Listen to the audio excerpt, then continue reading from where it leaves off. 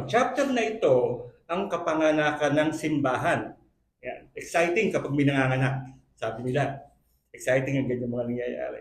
Naisip ko na ang isang delivery room sa ospital ay isa sa pinaka-exciting na lugar na dapat puntahan. Madalas yan.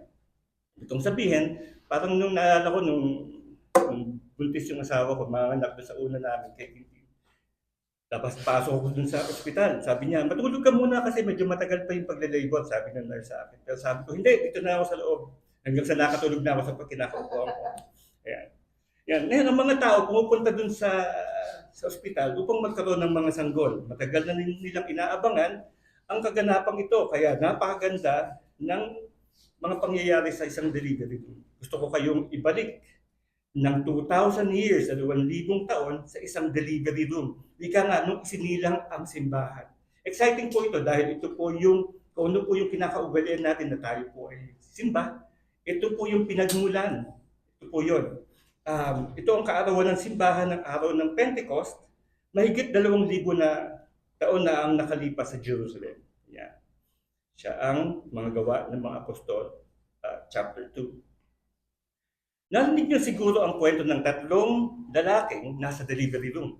Ang lahat ng kanilang mga asawa ay mga anak na, tatlo to at naghihintay silang tatlo. Isa na sa isang kanto, isa na sa kabilang kanto, isa nagkakape doon. Naghihintay sila ng balita kaya lumabas ang isang nurse at sinabi sa unang lalaki, "Binabati kita, ikaw ang ama ng kambal." At halos nahulog siya sa kinaupuan, sinabi, "Kambal? Yan ay hindi ka panipaniwala." At nagkataon lang dahil nagtatrabaho siya sa Magnolia at gumagawa sila ng Twin Taxis. Ayan, kataon lang naman. Ayan. Ngayon, makalipas ang halos kalahating oras, yung nagkakape doon, tinawag ng nurse. Lumabas ulit yung nurse. Sinabi niya, "Congratulations! Ang iyong asawa nagkaroon ng 3 sanggol." Ha? Ikaw ang ama ng triplets, at siya ay tumayo. At siya ay medyo naluluha pa dahil 3 ang kanya naging anak. Ngunit sabi niya, laking pasalamat niya, malusog silang lahat. At ang galing, no? Nagkataon lang din, nagtatrabaho siya sa 3D electric fan. Ayan. Sa puntong yun, yung pangatlong lalaki na sa kabilang kanto, nahulog mula sa kinauupuan niya sa sahig na parang hinihika at mawawala ng malay. At sabi ng nurse, "Okay ka lang? Ano ang mali?" Sabi niya, "Mukhang magagastos ako ng todo." "Bakit naman?" tanong ng nurse. Kasi ahente ako ng 7-Up. Medyo hindi siya masyado excited.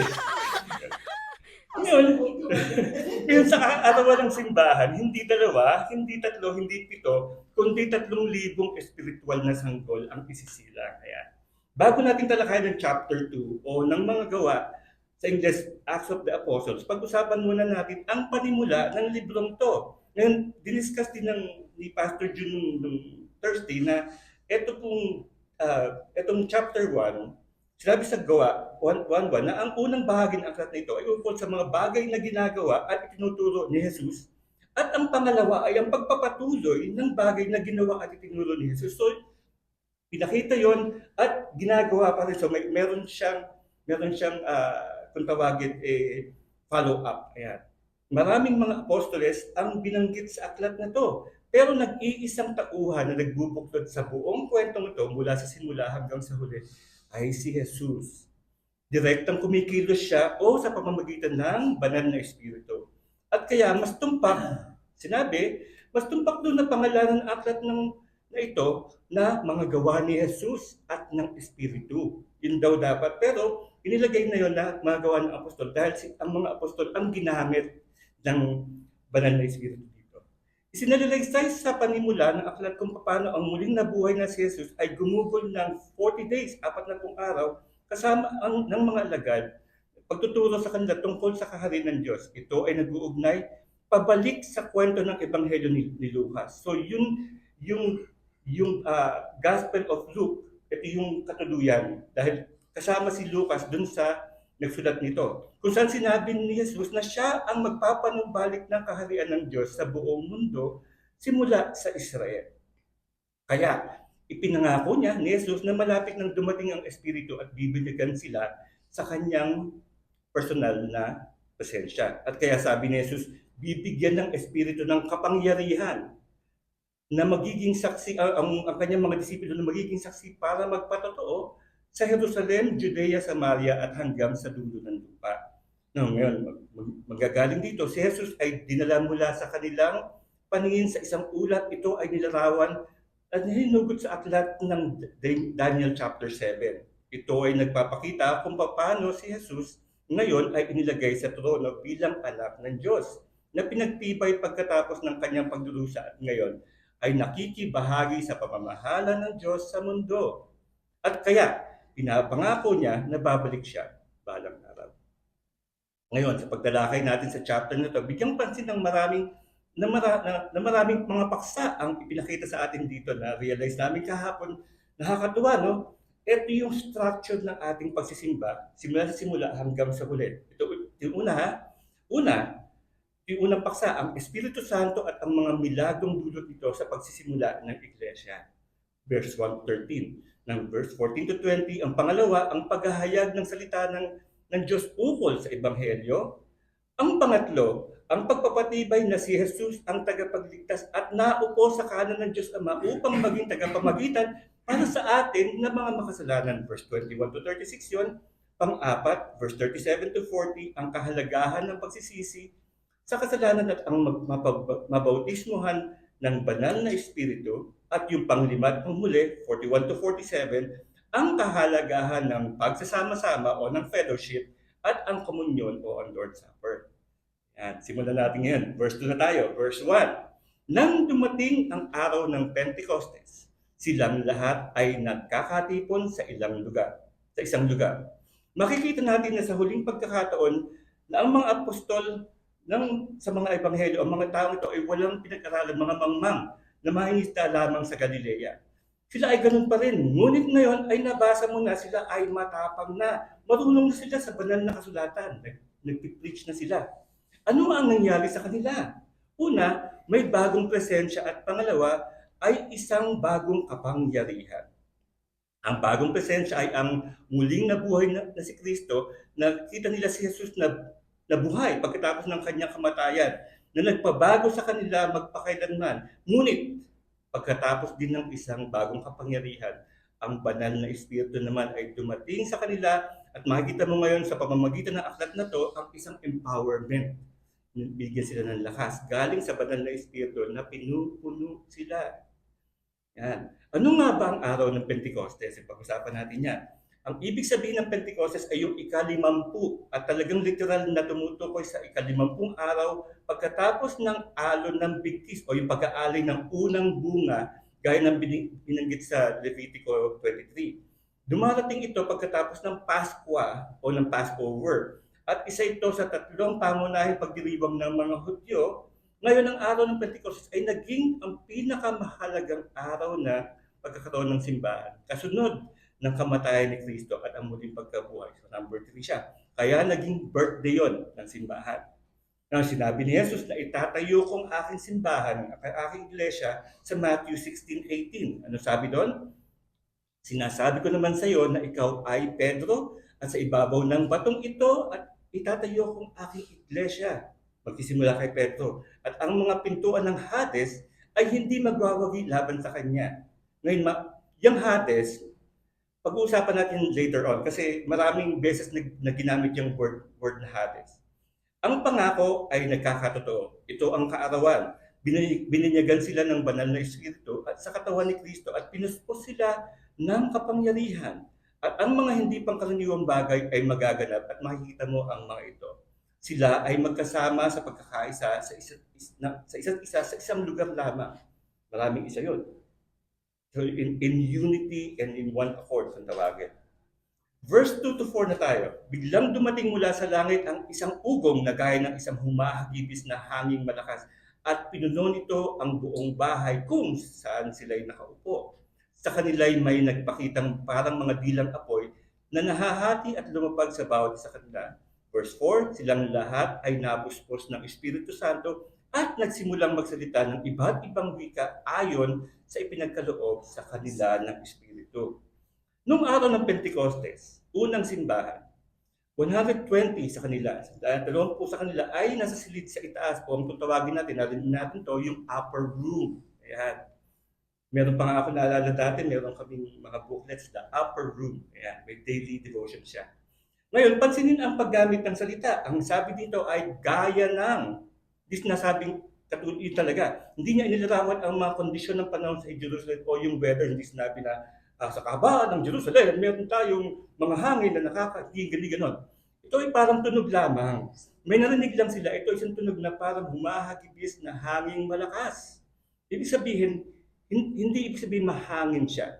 Ito ay maaaring ganap na kalmado, ngunit narinig nila ang tunog nito. Kaya ito ay isang naririnig na kababalaghan.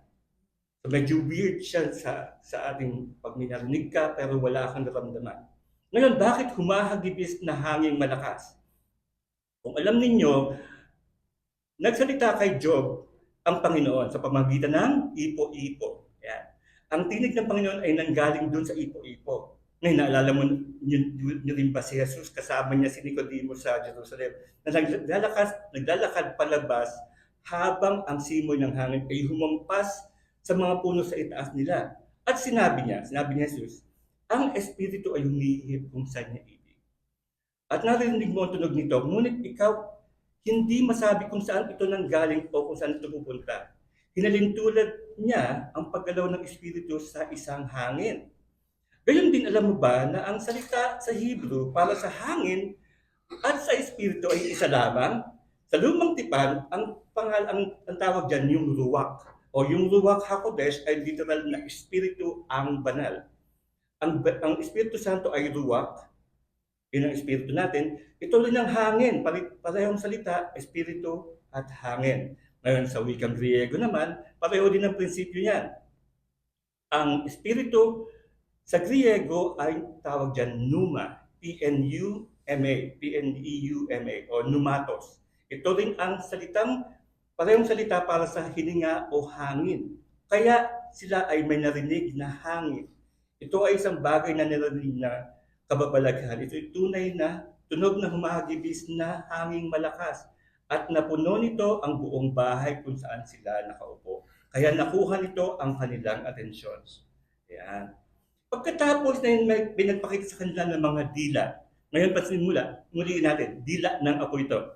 Kaya huwag isipin na ang kanilang buhok ay masusunog. Parang hindi siya mainit, yun lang ang nakita nila. Ito ay isang kababalaghan bilang mga apoy. Hindi kinakailangan na nakakuha sila ng mga init mula dito. Ito ay isang bagay na kanilang nakita, ang mga dila na parang apoy at lumapat sa bawat isa sa kanila.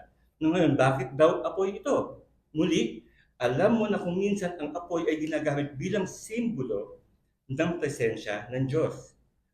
Ano ang nakita ni Moses sa Exodus 3? Naglakad siya at nakita na isang nasusunog na palumpong na halaman o sa English natin, burning bush. Ito ay nasusunog ngunit hindi natutupok. At ang anghel ng Panginoon ay nagsalita sa kanya sa pamamagitan ng burning bush na yon. Sabi, tanggalin mo ang iyong sapatos dahil nasa sacred ground ka, banal na lupa. Ngayon sa Mount Sinai naman, ang magsalita ang Diyos at magbigay ng batas, nagkaroon ng kidlat, nagkaroon ng kulog, apoy at usok, simbolo ng presensya ng Diyos. Ano ang nagturo sa mga anak ni Israel sa gabi sa loob ng 40 taon sa ilang? Isang haligi ng apoy. Kaya ang mga ito ay mga simbolo na magiging pamilyar sila bilang mga Hudyo sa kanilang kasaysayan. Hangin at apoy, simbolo ng presensya ng Diyos, simbolo ng Espiritu ng Diyos. And verse 4, sinabi, silang lahat ay napuspos ng Espiritu Santo. Sinasabi yan, lahat sila, 120 sila, no? Kasama si Maria, yung mami ni Jesus, kasama yung isa pang Maria at si Marta, kabilang yung 12 mga apostol. Silang lahat ay napuspos ng Espiritu Santo at nagsimulang magsalita ng iba't ibang wika ayon sa ipinagkaloob sa kanila ng Espiritu. Noon ay may mga naninirahan sa Jerusalem ng mga relihiyosong Hudyo, buhat sa bawat bansa sa ilalim ng langit. Dahil sa ugong na ito ay nagkatipon ang maraming tao at nagkagulo sapagkat narinig nila ang bawat isa na nagsasalita sa kanilang sariling wika. Yan. Linawin natin yan, ha? Sariling dialect yung kanilang wika. Ngayon, yung mga Galilean, kilala sila na mangmang, na hindi nakapag-aral. Yun ang kanilang tingin sa mga Galilean. Pero may nakakuha ng atensyon nila. Hindi lamang sila nagsasalita ng iba-ibang wika. Nagsasalita sila sa mga direktang dialekto ng mga taong dumalo sa kapistahan ng Pentecostes. Halimbawa, ako Tagalog. May dumating na Bisaya. Ayun. Hindi ko alam yung Bisaya pero nagsasalita ako ng Bisaya. Sila naintindihan niya. Mga phrases yun. Yan. Yun ang ibig sabihin niya. At ang ilan sa mga lugar ay 3 araw na paglalakbay doon. Yung mga dumating na mga dayuhan, 3 days silang naglakbay. Napakalayo nun. Ngayon hindi raw bababa sa 3 araw, kundi mahigit pa. So napas malayo pa yung pinanggagalingan. Nagsasalita sila ng mga kilalang wika sa araw ng Pentecostes. Yan.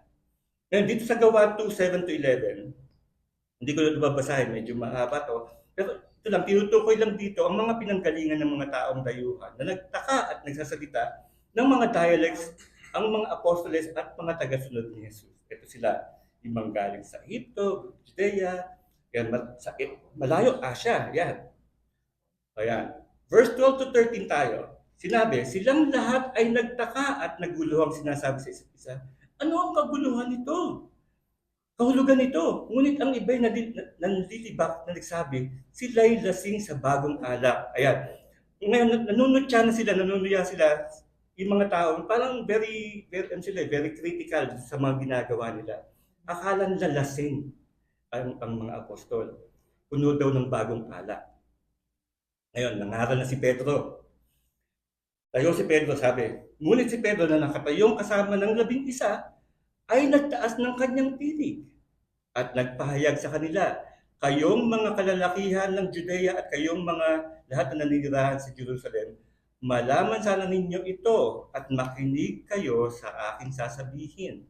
Ang mga ito'y hindi lasing na gaya ng inyong inaakala sapagkat ngayon 3 oras pa lamang. Ang taong tumanggi kay Jesus na si Pedro, siya mismo yon. Ang mismong Pedro na ngayon ay tumutupad sa sinabi ni Jesus. Pinangako ni Jesus kay Pedro na siya ay mabibigo dahil siya ay inaatake ng demonyo noong panahon na yun. Ngunit siya ay maibabalik. At pinanumbalik siya ni Jesus sa Juan 21. Ngayon ay nakikita natin si Pedro na puspos ng banal na espiritu. Very bold siya ngayon matapos makita ang muling nabuhay na Panginoon. At si Pedro, yung mangingisda, ay naging isang bihasang mangangaral. Yan. At ito ay malalim ang kaalaman sa banal na kasulatan. Sabi ay 3 oras pa lamang. Ang 3 oras yun ay 9:00 ng umaga. Ibig sabihin sa 3 oras ng umaga, 9:00 kasi ang unang oras ng umaga, 6:00, dagdagan natin ng 3, 9:00. Sabi ni Pedro, hindi lasing ang mga lalaking ito. Sabi niya kasi daw, ang mga bahay inuman ay hindi pa bukas. Kasi umaga pa lang Alam nga namang buksan na nila. Sa ating mga Pilipino, ang bukas pa lang ng ganung oras, mga lugawan. Di ba? 9:00. Yan. Verse 16 na tayo. Nagugutom tuloy tayo. Ngunit ito ay yaong ipinahayag sa pamamagitan ni Propeta Joel. At kaya iyon ang ginawa ni Pedro. Itinuro niya ang kasulatan at sinabi niya ay iyon at ito ang sinabi ng propetang si Joel at ito ay mangyayari sa mga huling araw. Naisip niya. Ngayon, eto, tinatalakay lang dito yung mangyayari sa dako pa doon. Sabi dito, verse 17, at sa mga huling araw, ayan, sabi ng Diyos, mula sa aking espiritu ay magbubuhos ako sa lahat ng laman. At ang inyong mga anak na lalaki at mga anak na babae ay magsasalita ng propesya o prophesy. At ang inyong mga kabataang lalaki ay makakakita ng mga pangitain at ang inyong matatandang lalaki ay mananaginip ng mga panaginip. Ang mga huling araw, makikita mo, ang maliit na parilalang yan, sinabi ni Pedro na sila ay nasa mga huling araw. Noong 2,000 years nang nakalipas, sabihin nyo, ano pa nangyari? Bakit hindi pa rin tayo kala ko ba mga huling araw na? Ngayon, maraming mga kritiko, medyo nakakaya ituloy sa mga kritiko, pero ang totoo niyan, ang huling araw ay nagsisimula sa unang pagdating ni Jesus. Nung siya'y pinanganak, Ngayon ay matatapos yon sa ikalawang pagdating niya. Yun yung last days. It doesn't matter kung bukas, kung sa isang linggo, hanggang sa siya'y dumating. Yun ang mga huling araw. Ang tunay na simbahan ay palagi naniniwala na ang Panginoon ay maaaring bumalik at sinabi niya na siya ay babalik. Promise niya yun. Maaaring bumalik ang Panginoon ng anumang oras. Sinipi niya ang Joel chapter 2 at sinabi niya, ang inyong mga anak na lalaki at babae ay magsasalita ng propesya. Gayon din sa verse 17, ang inyong mga kabataang lalaki ay makakakita ng mga pangitain. Ang inyong matatandang lalaki ay mananaginip ng mga panaginip. Yan. So titignan natin ngayon yun, bakit daw binanggit, pwede naman sabihin lalaki lang o babae lang, di ba? Ba't binanggit yun sa huling part na yon ng 17, kabataang lalaki, tapos matandang lalaki. Ngayon, si Kristo, nung pinanganak siya, ay nung mamatay siya, ilang taon? 33. Diba? Ngayon, yung mga pictures na nakita natin sa mga walls, bakit yung mga pictures nun parang katanda nila? Diba? Mali eh. Dapat sila parang mga bata pa lang.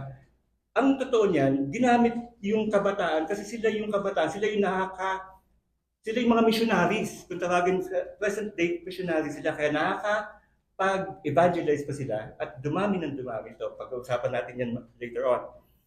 Ngayon, sa verse 18 tayo, maging sa aking mga aliping lalaki at mga aliping babae, sa mga araw na iyon ay magbubuhos ako mula sa aking espiritu. At sila ay magsasalita ng propesya.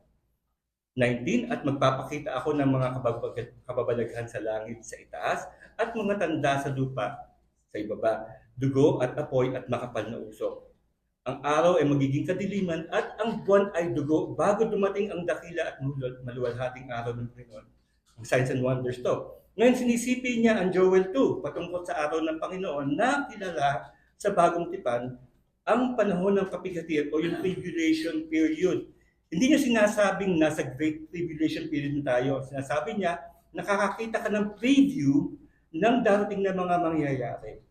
Nakikita mo ang banal na espiritu sa kaarawan ng simbahan na ibinuhos ito sa apostol at ito ay magsisimula ngayon at magpapatuloy ito. Ito ay isang preview ng kung ano talaga ang ibubuhos ng katapusan ng mga huling araw bago sa ikalawang pagpalito ni Jesucristo.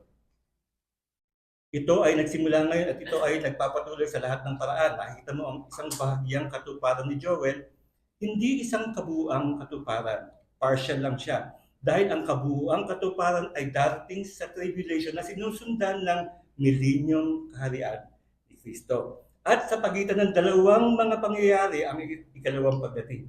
So ito yung tribulation period, nasa gitna yung pagbalik ng Panginoon. Kaya pansinin sa verse 20, ang parilalang yan, maluwalhating araw ng Panginoon ang tawag, ay isang sanggunian sa pagbabalik ni Kristo. At ang araw ng Panginoon ay kinabibilangan ng tribulation, ang muling pagbalik ni Jesus at pinasiyaan at pinasimulan ang milenyong kaharian.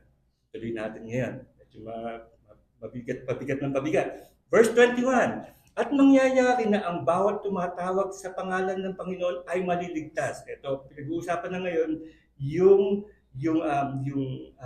yung pinag-uusapan si Jesus ay ang Savior. Ayan. Ano ang kailangan mong gawin para maligtas? Kailangan natin tumawag sa pangalan ng Panginoon. Ito yung sinasabi ko kanina una, yung isa pang topic. Sabi dito, yung faith, kailangan natin ng faith. Yung kawawang magnanakaw sa krus noon. Tinawag lang niya ang pangalan ni Jesus. Sabi niya, alalahanin mo ako pagdating mo sa iyong kaharian. Yan ang pananampalataya doon, naniniwala siya. Sino mang tumawag sa pangalan ng Panginoon, ngayon na, sa oras na ito, ay naglalaman ng pananampalataya.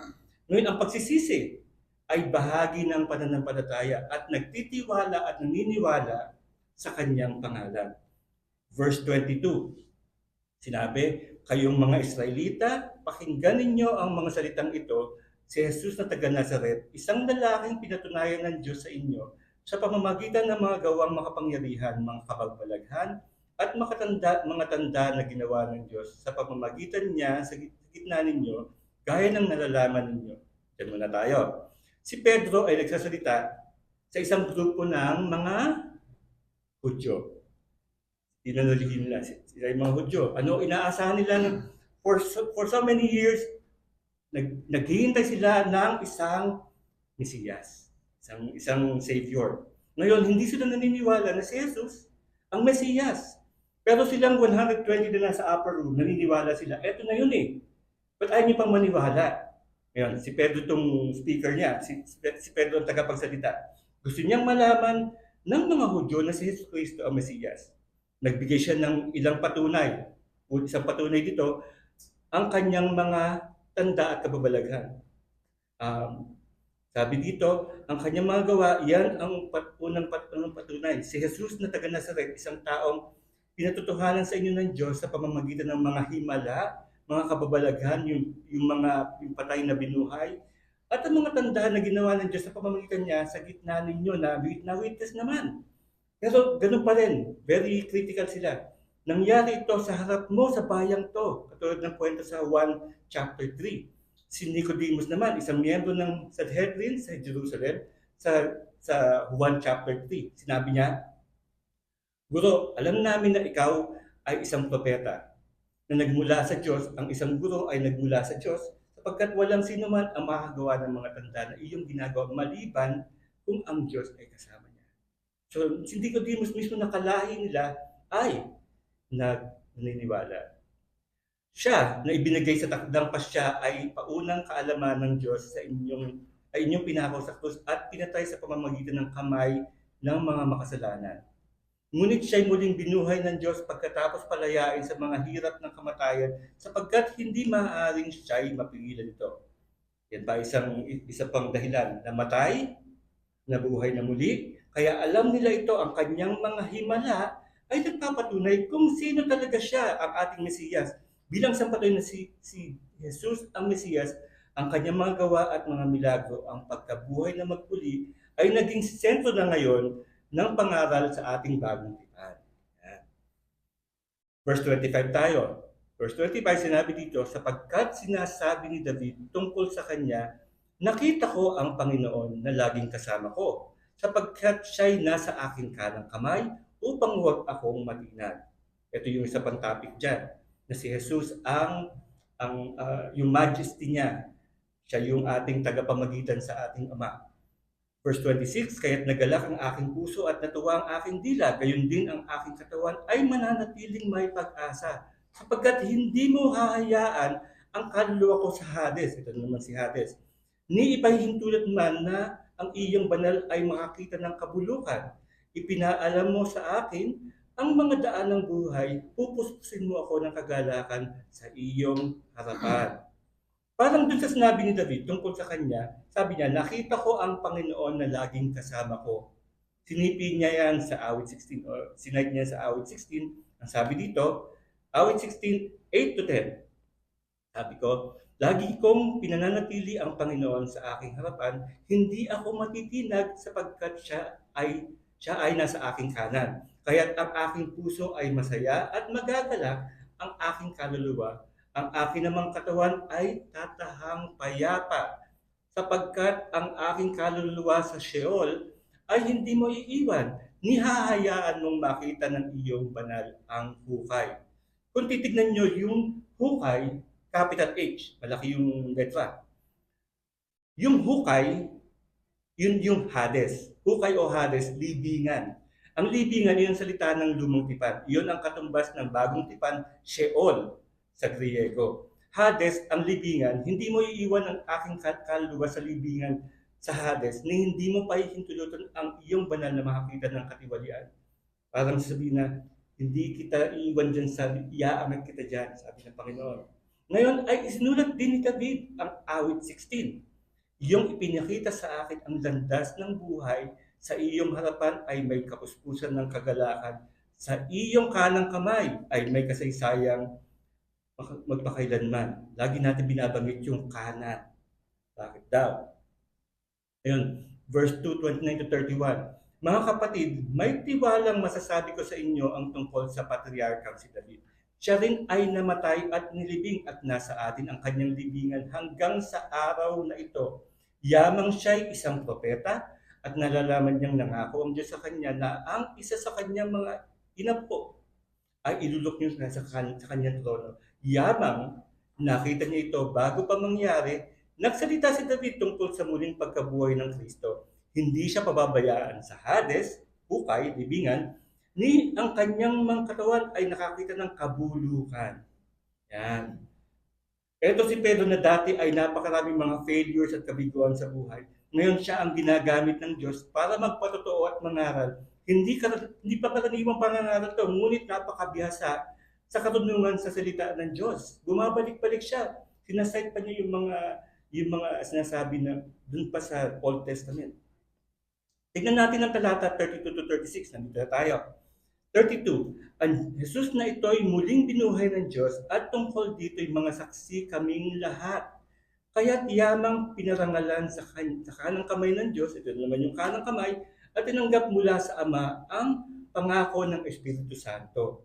Ibinuhos niya ito na pawang nakikita at naririnig ninyo, sapagkat hindi umakyat si David sa mga langit, ngunit siya ang nagsabi, sinabi ng Panginoon sa aking Panginoon, maupo ka sa kanan ko.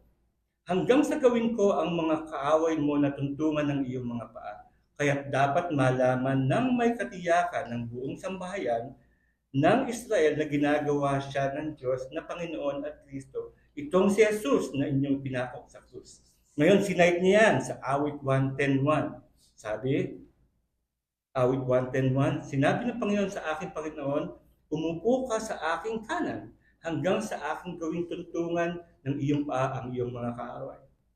Bumabalik yan. Ngayon, iyon ay isang kawili-wiling salmo dahil iyon ang mismong sipi na sinight ni Jesus sa Matthew 22:44, Mateo 22:44. Noong araw na lumapit kay Jesus ang mga Herodyano, lumapit kay Jesus sa mga Pariseo sa Saduceo, sila ay nagdala ng mga katanungan, mga mahirap na katanungan. At sinagot niya ito pagkatapos sinabi niya, at tinanong niya sila sa isang katanungan na ito. Sinabi ng Panginoon sa aking Panginoon, maupo ka sa aking kanan hanggang sa mailagay ko ang iyong mga kaaway sa ilalim ng iyong mga paa. Tanong niya, ano sa tingin mo ang Mesiya? Kanino siyang anak? Naguguluhan sila doon. Kanilang sinabi, siya ay anak ni David. Ito yung sabi ni David eh. Naniniwala sila ayon sa kaugalian na ang Mesiyas ay magiging anak ni David, tindawan tumpak. Si David ay magkakaroon ng isang anak o isang tao mula sa kanyang pisikal na supling. Si Jesus ay nasa angkan ni David. Ngunit sa Espiritong tinawag siya ni David na Panginoon. Sinabi ng Panginoon sa aking Panginoon. So hindi sinabi ni David sa aking Panginoon. Sinabi ng Panginoon sa aking Panginoon. So Lord din ni David si Jesus kahit di pa sila nakikita. Yan. Verse 37 to 38. Nang marinig nila ito, nasaktan ang kanilang puso at sinabi kay Pedro at sa ibang mga apostol, mga Ginoo, mga kapatid, anong dapat namin gawin? Ayan. Nagkasabing na sila kasi alam na nila na may katuturan na sinasabi ni Pedro. At sinabi sa kanila ni Pedro, magsisi kayo. Yan. Magpabautismo ang bawat isa sa inyo sa pangalan ni Jesucristo upang mapatawad ang inyong mga kasalanan at tanggapin ninyo ang kaloob ng Espiritu Santo. Kaya sa pagbibigay ni Pedro ng kanyang sermon, ipinangaral niya ang Ebanghelyo. Siya ay humusay sa pagsisermon. Pagkatapos ay gumawa siya ng aplikasyon o isa buhay yung natutunan. At yun ang kanyang layunin. Ang kanyang layunin ay hindi lamang magbigay ng impormasyon, kundi isa buhay ito. Ang pagbabago sa kanilang buhay ang kanyang layunin. Gusto niyang mangyari ang pagbabago, ang tawag niya ay kailangan gawin ang isang pagpipilian o yung choice na gawin ang nalaman. Ngayon, kung titignan nyo, sabi, magsisi at magpabinyag. Di ba yung pagkakasunod? Ngayon, pansinin ang order niya. Hindi yung sinabing magpabinyag at magsisi. Ito ay pagsisisi muna at pagkatapos ay bautismo. Bakit daw? Dahil, take note natin, ang bautismo ay isang panlabas na tanda ng isang panloob na pagbabago. Ulitin natin ha, ang bautismo ay isang panlabas na tanda ng isang panloob na pagbabago. Pagsisisi, pagbabalik tanaw, pagbabago ng iyong isip, pagpapakita niyan sa pamamagitan ng bautismo.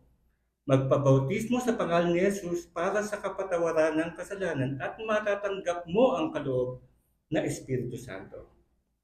Ngayon lang din na nakita at narinig ang isang makapangyarihang gawa at katibayan ng banal na Espiritu bilang ito sa arawan ng simbahan. Ang kapanganakan ng simbahan ay sa araw na yon, narinig nila ang lumalagas ang hangin. Ito na yung rundown, no?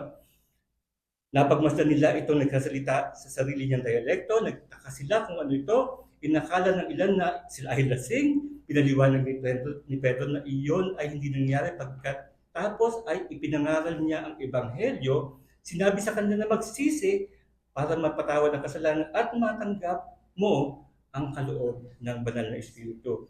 Pansinin na ito ay tungkol sa pangako ng banal na Espiritu.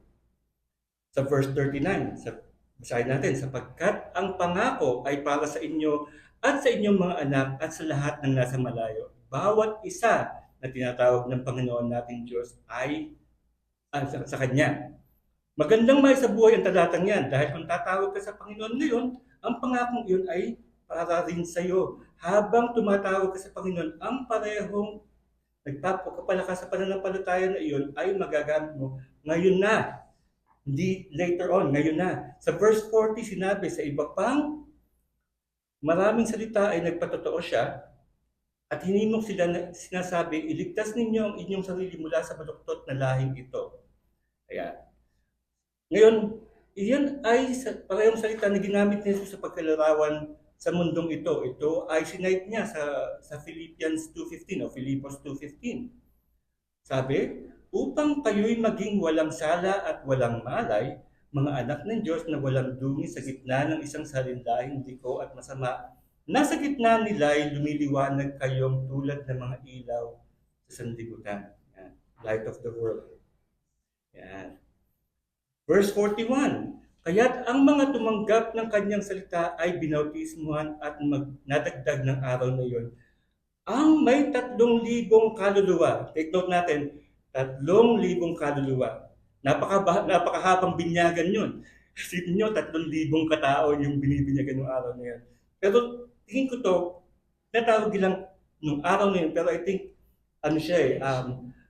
series ng mga araw na cumulative siya. Nananatili silang matibay sa turo ng mga apostol at sa pagsasama-sama, sa pagpuputol-putol ng tinapay at sa mga panalangin. 43, dumating ang takot sa bawat tao at maraming kababalaghan at tanda ang nangyari sa pamamagitan ng mga apostol.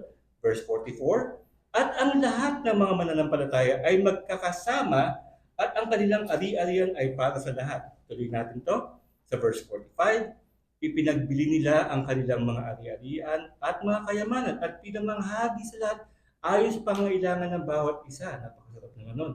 At araw-araw habang sila'y pagkakasama sa templo, sila'y nagpuputol-putol ng tinapay sa bahay-bahay at nagsasalo-salo na may galak at tapat na puso na nagpupuri sa Diyos at nagtatamo ng lugod sa lahat ng tao. At dinaragdag sa kanila ng Panginoon araw-araw ang mga naliligtas. Yan. Explain natin ng konti yun, ha? Ito ang kanilang priority, na manatili silang matatag bilang isa sa kanila sa doktrina ng mga apostol. Doctrine ang kanilang dapat na priority. Ang doktrina isa sa mga salitang dapat na pinapahalagahan kapag nag-aaral ng salita ng Diyos. Ito ay tulad ng pagmamahal kay Jesus. Ngayon, pinag-usapan natin to nung last week lang sa Father's Day, sinabi natin yun na kung gusto mong mahalin ng isang tao, aalamin mo ang lahat ukol sa kanya at hindi ako mahilig sa doktrina pero gusto ko mahalin si Jesus. Hindi mo pwedeng mahalin si Jesus kung hindi mo aalamin tungkol sa kanya. Sinabi ni Jesus sa mga Pariseo, kayong mga mangmang na hindi alam ang mga kasulatan o ang kapangyarihan ng Diyos. Ang dahilan kung bakit binibigyang din ko ito ay dahil nabubuhay tayo sa panahon na ito kung saan ang doktrina ng Biblia ay hindi inuuna. Ang nagsisimba sa mga tao, gusto lang nilang gampanan yung responsibilidad nila na makasimba lamang. Sige, simba tayo, pero nasa na yung practice, nasa na yung application. Diba? Yung doktrina sa Biblia, hindi na inuuna. Kasi gagawin lang nila yun dahil para gawin lang. Walang pusa na alamin kung sino ang Diyos. Itinalaga ng mga apostol ang kanilang sarili sa doktrina. Una, sila ay naging isang simbahang mapag-aral. Pangalawang bagay na dapat tandaan, sila ay isang mapagmahal na simbahan. Pansinin ang salitang pagsasama-sama o sa Ingles, fellowship. Yan. Sa verse 40 sabi, pagsasama-sama. Ano ang salitang yan sa Greek? Koinonia. Yan. Sa Ingles ay commonness. Ito ay pagbabahagi ng isang bagay sa isang tao o pagbabahagi sa isang tao ng isang bagay na mayroon ka. Pupulunin ko muna dyan yung aking explanation. Gusto ko lang sabihin sa mga nakikinig ngayon, very proud ako na nandito. Ako sa simbahan na to na priority namin yung magkaroon kami ng fellowship, yung koinonia, kasi yun yung naging foundation namin para magkaroon kami ng care sa isa't isa. Yeah. Narito ang isang bagay na mayroon ako, ibabahagi ko ito sa iyo o ibabahagi ko sa iyo ang aktibidad na to. Yan ang ideya ng pakikilahok, pakikisama, kaya mahal nila ang isa't isa. Ang pakikisama isang bagay na hindi mo magagawa ng mag-isa. Hindi. Natandaan ko nga dati nung natamad kami ng asawa ko na lumos, sabi niya, tara makapagkapwa-tao naman tayo. Lalo tayo nakikita, tayo lang mag-isang, tititigan lang tayo, ganyan. So, makipagkapwa-tao naman tayo. Kasi we grow from yung pagka tayo nakikipagkapwa-tao. Yan, hindi mo pwede sabihin na mag-online fellowship kami. O kaya makinig ka sa mga podcast. Hindi ka maaaring magkaroon ng buong relasyon kay Kristo kung walang katawan ni Kristo. Ito yung katawan ni Kristo, yung grupo ng mga tao na naniniwala kay Kristo, yun yung katawan ni Kristo. Kailangan natin ng pakikisama. Sabi ng mga tao, kailangan ko bang pumunta sa simbahan? Siyempre, dun mo ma-experience sa pakikisama at pakikisalamuha sa kapwa mo mananampalataya. Kami ay mananampalataya, kaya ang pakikisama, inilalaan ang ating sarili sa pakikisama sa ibang tao. Hindi mo kaya mag-isa, kailangan mo ng ibang tao na makapagyaman at makakristanong relasyon sa buhay mo. Hindi ka pwedeng maging Lone Ranger. Actually, si Lone Ranger may Tonto, di ba? Gusto rin niya ng fellowship. Yan, tama? Nagkaroon siya ng fellowship kay Tonto. Hindi lamang sila isang simbahang mapag-aral. Hindi lamang sila isang mapagmahal na simbahan. Sinabi niya sa verse 42, ang pagpuputol-putol ng tinapay o ang sama-samang pagbahagi ng komunyon at sa mga panalangin. Kapag sinabing nagpuputol-putol sila ng tinapay, hindi sila nasa bakery, no? Hindi lang ito nakasentro sa mga elemento ng komunyon. Noong mga panahong yon, pinagsasaluhan lang ang tinatawag na kapistahan ng pag-ibig. Isang kapistahan ng agape. Kasama dito ang hapunan ng Panginoon o yung Lord's Supper. Ngunit dito rin kasama ang pagsasama-sama ng pagkain upang makisalo sa isang karaniwang pagkain ng sama-sama. Ngayon, i-picture natin, no? Meron silang feast. O tawagin namin yung sa Tagalog, nagpapaligang kami. Ayan. So, may magadala ng sabaw, may magadala ng gulay, ng baboy, ng kanin. Pagkasama-samahin namin yan, doon kami. Ngayon, combo ito. Kasi sinama nila dito yung Lord's Supper, yung komunyon. So magkasama siya. Bahagi ng kanilang pagsasama-sama ay isang nakaupong pagkain na kasama ang pagkuha ng mga elemento ng hapunan ng Panginoon o yung Lord's Supper.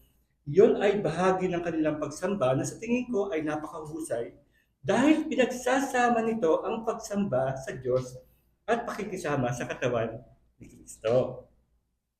At pagkatapos sa verse 47, nagpupuli sa Diyos dahil idinagdag ng Panginoon sa Iglesia araw-araw ang mga naliligtas. Ngayon, paano nila nagawa yon? Paano makakapagdagdag sa simbahan? Sa tingin mo ba, misteryoso lang na mangyayari ito? At nakaupo kayong ganyan, tapos magkadagdag, oy, dumami tayo, wala tayong ginagawa. Hindi po pwede yun. Isang tinig ang nagsalita sa akin, ako ay magiging isang Kristiyano. Pwede bang ganun na lang? Hindi. Naniniwala ako na isa itong ebanghelistang simbahan. Nag-evangelize sila. Naniniwala ako na yung mga dumating at umalis, sinabi ngayon na share na sa kanila yung word at bumalik ito at dumami ng dumami, nag-accumulate sila. Naniniwala ako na ibinahagi nila ang ebanghelyo, nagbigay saksi sila, hindi lang sa kanilang pagmamahal sa isa't isa, kundi sa pamamagitan din ng kanilang mga salita sa mga tao sa Jerusalem.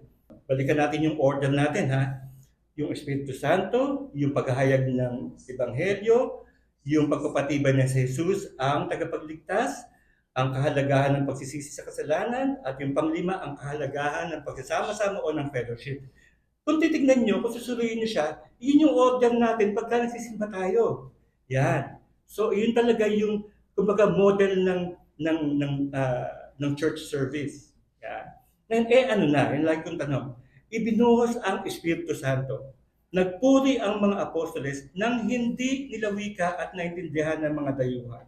Si Pedro, bagamat kilalang suwail kay Jesus, ay nagbigay ng mensahe at kaliwanagan ng salita ng Diyos. Itinuro ang tamang paraan upang maisakatuparan ang paglago ng simbahan dito sa unang araw ng pagsilang ng iglesia. Kaya't araw-araw dinaragdag ng Panginoon ang mga naliligtas. Kaya 3,000 kaluluwa sa araw ng Pentecostes, ito ay isang bagong tipan. Ang simbahan ay ipinanganak at ang unang araw ng kapanganakan ng simbahan, 3,000 kaluluwa ang naligtas. Ang ugat ng lahat ng yan, kung susuriin natin, yan ay dahil sa isang bagay lamang, ang pag-ibig natin sa Panginoon. Sabi sa Deuteronomy 6:5-6, ibigin mo si Yahweh na iyong Diyos ng buong puso, buong kaluluwa at buong lakas. Ang mga utos niya ay itanim ninyo sa inyong puso. Likas dapat sa atin ang mga araling maigi ang salita ng Diyos. Dahil dito, mas nakikilala natin ang Panginoon na siyang ating mamahalin at mas mamahalin pa kung malalaman lang natin kung ano-ano ang mga pangako niya sa atin. Mga pangako na walang katumbas sa mga binibigay ng mundong ito na sakit, dalamhati at kasalanan lamang ang dulot. Yan. Hali na maging ganap ang ating pakikisama sa ating mga kapwa nating Kristiyano sa pakikisalamuha at pakikibahagi sa katawan ni Kristo at sa Banal na Espiritu. Tayo po ay manalangin. Salamat po, Panginoon, sa inyong salita. Kami po ay nalulugod na binigyan niyo po kami ng ganitong instruction na kayo po ang nagsimula ng iglesia nito, na kami po ay susunod sa inyo. Aalamin pa namin kung ano po ang inyong pangako sa amin at ano po ang inyong pinapagawa sa amin. Ito po ang panalangin sa pangalan ni Jesus. Amen. Amen.